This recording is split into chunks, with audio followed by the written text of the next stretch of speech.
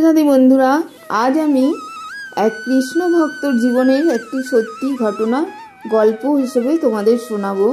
কৃষ্ণদাস নামে এক গভীর কৃষ্ণ ভক্ত ছিল। তিনি কৃষ্ণের নাম জপ করতেন।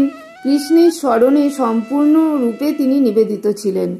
তিনি প্রতি বছর বৃন্দাবনে যেতেন তো কৃষ্ণের ভজন ও সেবার জন্য। একবার তিনি এক গভীর জঙ্গলের মধ্যে দিয়ে বৃন্দাবন যাচ্ছিলেন। হঠাৎ একদল ডাকাত তার পথ আটকায়।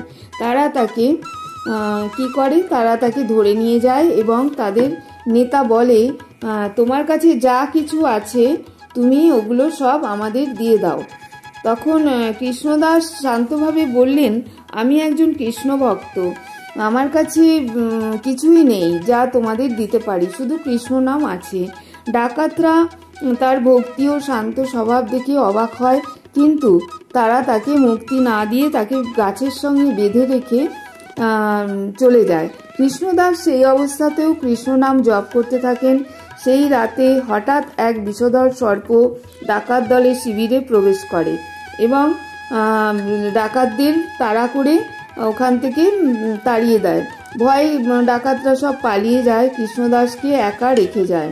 তারপরে সকাল হলে গ্রামবাসীরা তখন তাকে মুক্ত করেন। কৃষ্ণদাস তাদের বলেন, এটি প্রভুর কৃপা।